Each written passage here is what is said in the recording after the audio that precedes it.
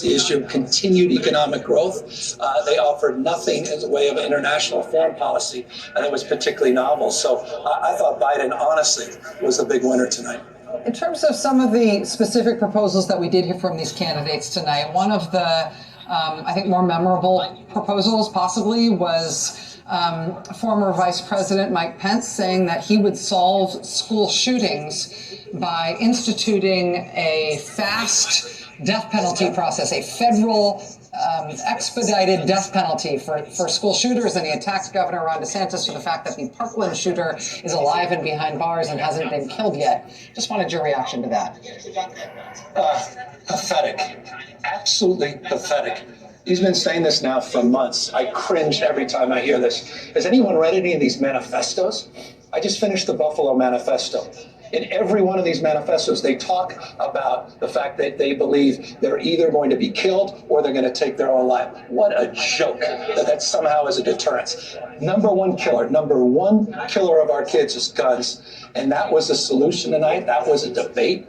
The next president of the United States around how to deal with mass shootings. I don't want to say disqualifying, but honestly, for a former vice president, pathetic. Let me ask you also about some of the discussion tonight about the auto workers strike. Obviously, this is all three of the big American auto companies, United Auto Workers, strike that is very painful for their members. And honestly, in terms of the politics and the optics of it, a strike where a lot of Americans very much feel for the auto workers, especially given what we know about the record profits that the industry itself has been enjoying. Fucking pupils are changing, dude. What the fuck? Look at them. Workers. Dude, you can't see them changing here and there?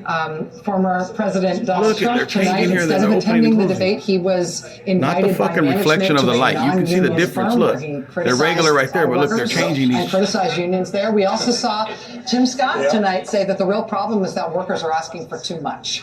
I have to, it feels like it's sort of visiting from another planet, these politics, but I have to ask your assessment of that as well. Well, number one, I was really proud to see the president on the picket line. It was one of the best days, I think, in months. It is great to see him out there with working folks. And it was also not lost on me, the assault, the attacks on quote-unquote union bosses, meaning union leaders, that all they want is a fair living wage. All they want is their fair share. And for all the rhetoric, Republicans try to be populist, and they talk about finding attachment to blue-collar workers. They offered nothing tonight. The rhetoric from Scott was reprehensible. The rhetoric from the others was, again, more union bashing, which we've heard over and over and over from Republican candidates. It was very stale. And as you said, I mean, the idea that Donald Trump can lay claim to any association with these striking workers, and then he goes to a non-union shop. Again, another point of fundamental contrast between the two visions, daylight and darkness, Biden, Trump.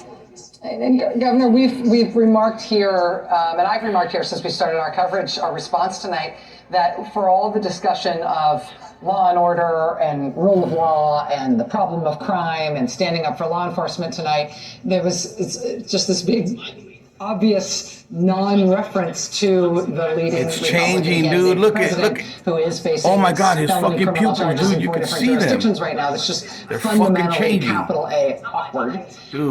But the other thing that all the candidates were trying to do tonight was cast aspersions, specifically on California, name-checking cities like San Francisco and Los Angeles, describing them as unlivable because of crime and that being pupils, a problem. Dude, they're changing. The Democratic they're Party, getting President small, Biden, then they slither sideways, then they get big when he opens them up after they're going sideways. Can't you see them? Thing. I mean, Jacksonville and Miami have substantially. Not talking about the glare of the light. Look at the pupils, how they look at them, dude. They're closing, they're opening. Florida, they're real thin, they're real big, and they're sideways. New York City. They're just changing. 8 out of the top 10 states in America. 8 out of the top 10. I'm talking about the glare from the light, the two little lights in the pupil. No, pay attention to the pupil itself and the color on the outside of Violent it. crime rates in Tennessee, in Arkansas, in South Carolina. They admitted all of that. This dude is not real. Old, stale rhetoric, and their narrative doesn't fit the facts. We have to confront that more forcefully. That's an issue I'm very mindful of. We also have to confront the fundamental issues around retail theft and crime generally. All of us have to own that, but the spin is just that. And I think it's really important that the facts are brought to light and life, and we have a responsibility to do that as Democrats, not just in terms of responding to their assault, but I think a more proactive education, including, by the way, we're the most energy independent we've ever been in our history. Mike Pence may want to look that up as well. California Governor Gavin Newsom, the most popular man in the spin room in Simi Valley tonight. We want to get Dr. Dan Scardino